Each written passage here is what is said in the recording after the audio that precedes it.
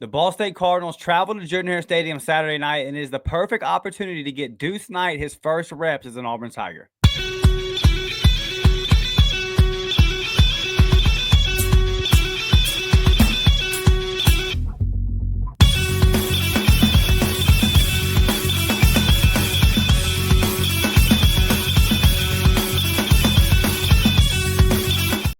Yeah, baby. What's up, everybody? Welcome to the Up-Tempo Podcast. As always, I'm your host, Dustin Smith. Today, I'm going to tell you why Deuce Knight needs to get significant reps this Saturday versus Ball State, man. Before we get into that, do me a huge favor. Like this video, subscribe to the channel if you haven't already. If you are listening on audio, leave a 5-star review. Turn on your notification bell and your automatic downloads. A lot of you guys have been doing that, and I can see the growth in the analytics. It's helping the show out a ton. For everyone that has signed up for memberships this month, thank you, thank you, thank you. We're doing big things over here at the Up-Tempo Podcast, and it wouldn't be possible without you guys continuing to support. Share this video out on social media. Tag me at DMcShaw28. Tag the Warport Podcast Network. You'll be surprised, man. One little tweet, one retweet can put a whole lot of eyeballs on an episode, and we can get new subs off of it and all those kind of things. So it's free, doesn't cost you anything, and it helps the show out a ton. Again, I want to tell you guys thank you. Y'all been doing a great job. Jackson Arnold balled. No doubt about it. Jackson Arnold balled Friday night against the Baylor Bears. There was never a question of bringing in another quarterback. There was never any need. But now with a MAC-foe coming in, and not just any MAC-foe, Ball State's down bad. This is one of the worst ones in the MAC. This is going to be one of the worst teams in Division I football this year. Auburn has an opportunity to play a lot of young guys, but specifically, I'm going to speak on Deuce Knight today. We'll talk more about what we want to see from the whole team in Friday morning's preview show, but you would have to expect that after running the ball the way that Auburn did, they probably want to come out and establish the run early, get a lead on Ball State, and then maybe throw that ball out or around a little bit and get Jackson comfortable with all those weapons. Kind of do what we weren't able to see Friday night in Waco. That would be what that's what I expect to be the game plan going in. But if everything goes the way it should, I mean, Ball State scored 0 on Purdue, so I don't think they're going to be moving the ball up and down the field on Auburn. That's something that Auburn should just dominate in the line of scrimmage. Kendrick Fall can get whatever he wants. I'm hoping he's out by the first quarter, and you really get to see some of those young cats make moves and grow. But if you're up big, which you should be, I want to see Deuce Knight, and I think it's the perfect opportunity to see Deuce Knight. And if you're listening to this and you're thinking, well, of course we'll see Deuce if we're up big. This is what I'm saying.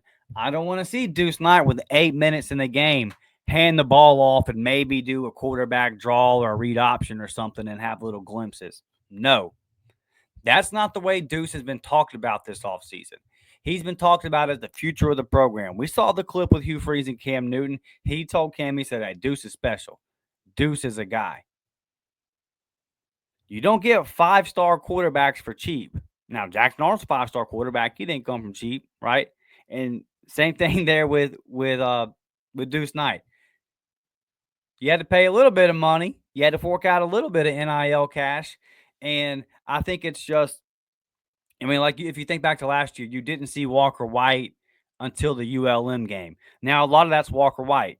You know, when Hugh Freeze talked about Walker White early in the season, he would say things like Walker's swimming.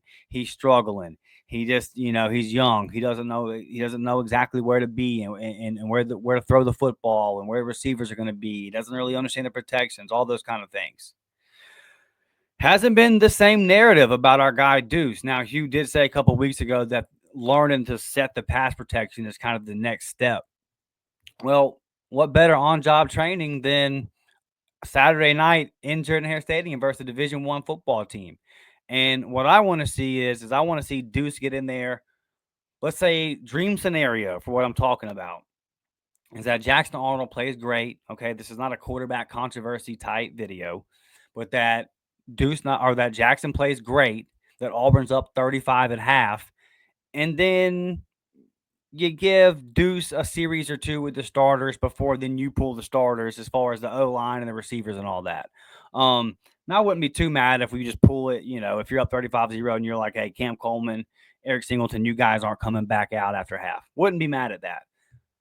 But if I just had to pick, I wouldn't mind seeing them come out in that situation and giving the starters like one or two more series with Deuce and kind of seeing what he's capable of doing with those guys. Listen, I understand that like maybe if you're at A&M and or at Oklahoma, that Ashton Daniels could get or that Jackson could get hurt, and that Ashton Daniels would be the maybe the better option because he has the Power Four experience. The question could be asked: do you want to throw Deuce in right there? But that's a different scenario. And I still want to see Ashton Daniels get right. I hope you win enough game. Like I hope you win by enough points that everybody gets to play. But I want to see Deuce Knight in there with the ones for a couple of drives, or at the very least, I want to see him be the second guy off the bench, getting those reps, man, that he needs because he's the future. If we have to break glass in case of emergency in a big game and go to Ashton Daniels because he's a more experienced guy and it's on the road and he's just more prepared than Deuce, then that's all well and good. But that's not the scenario versus Ball State. And I'm fully aware there could be pushback on that. People saying, "Well, wouldn't you want to get Ashton ready in case it's that scenario?" That's fine. I get that. But look, to me, Deuce Knight's the future. And in the era of the transfer portal, if he's the future, he's got all kind of eligibility left. Let's say Jackson plays solid, but not good enough to go to the NFL. You're going to have to convince Deuce to come and probably sit another year if that's the case. So you've got to get him involved. You've got to get him reps. He's got to be a part of the offense. He's got to have moments in the season that keep him engaged and show him, hey, there's a plan. But also, the other side of that coin is his personal growth, his personal development as a player. I wouldn't imagine in a blowout situation against the Ball State Cardinals where Deuce Knight is going to have to think a whole lot. He'll probably just be able to go out there and be the 5-star athlete that he is and let it rip. And if he's out there with guys like Bryce Kane, who I want to see more of, or guys like Sam Turner that I want to see more of, it's just a good opportunity for Perry Thompson to kind of have a breakout game. A Duke Smith who you've heard some solid things about. There's a lot of guys in that room that potentially, I mean, Bryce Kane's a redshirt freshman.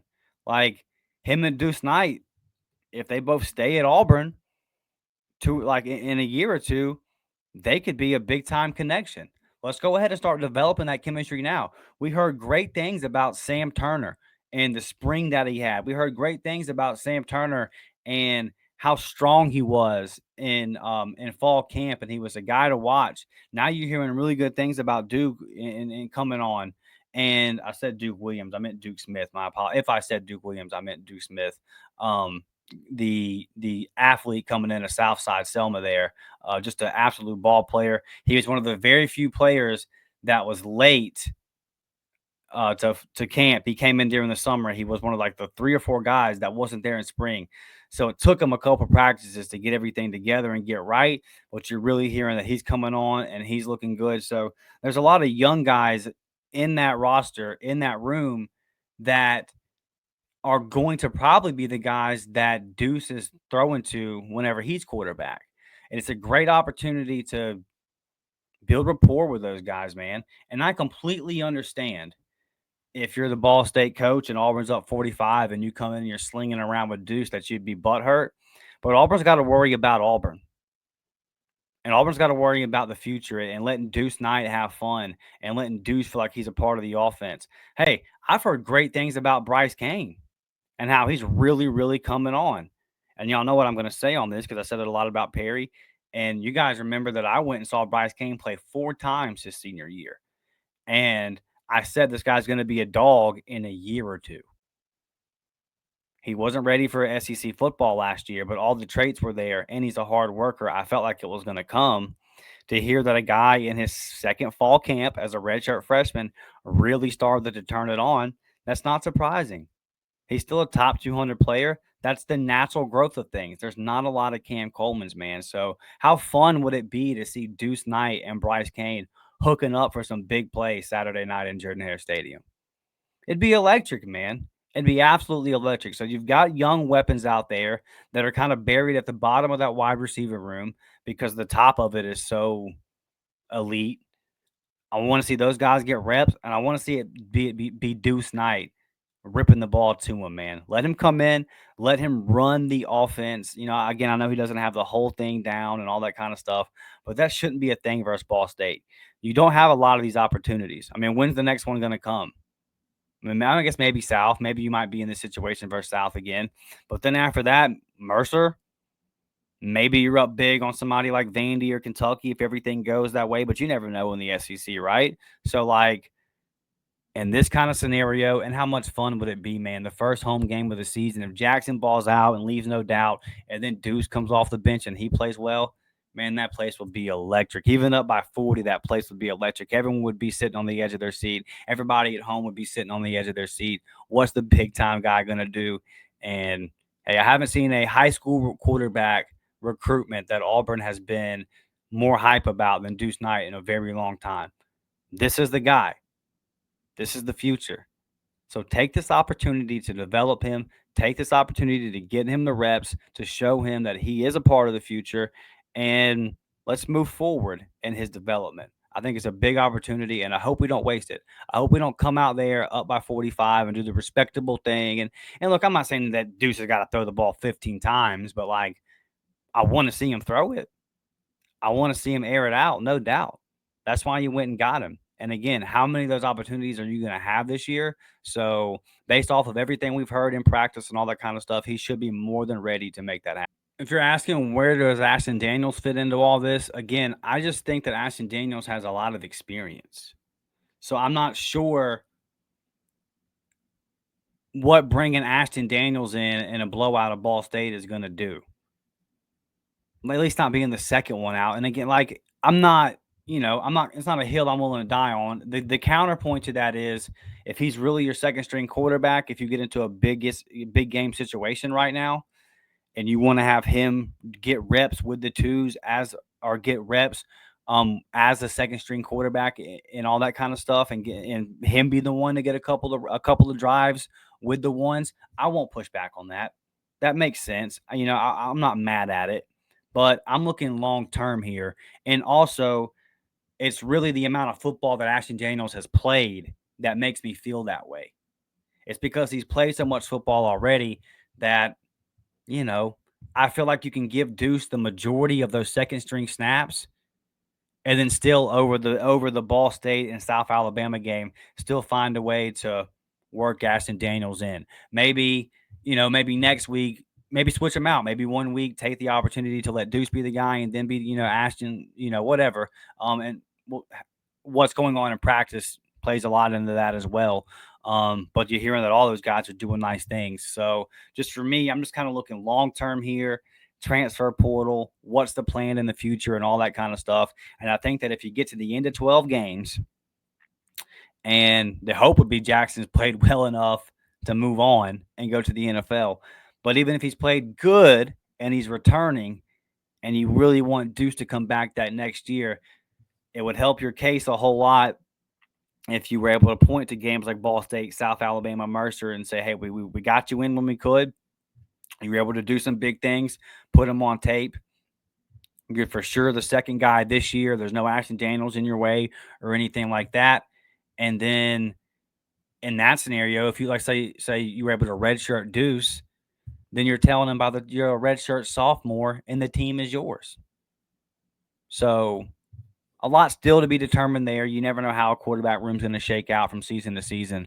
But I think that you got a big opportunity this weekend versus Ball State to kind of send a message to Deuce Knight like, hey, we believe in you. We think you're the future of the program. And I think it's a situation that sets up good for him. It's a good it's a team where Auburn is much more talented. Even when the backups are out there, they're going to be much more talented. And if Ball State's smart, they're not going to have their starters getting, out there in the third, fourth quarter, getting pounded by 50 points, going up against Auburn's backups. They'll probably put their backups out there as well because for them, they need to be ready for MAC play. This Auburn game, once they're out of it, it won't do them a whole lot. So at that point, it'd be smarter for them to preserve their starters for their conference play and chase those goals. So if you get into like a backup on backup type scenario, then Auburn should really be able to dominate there.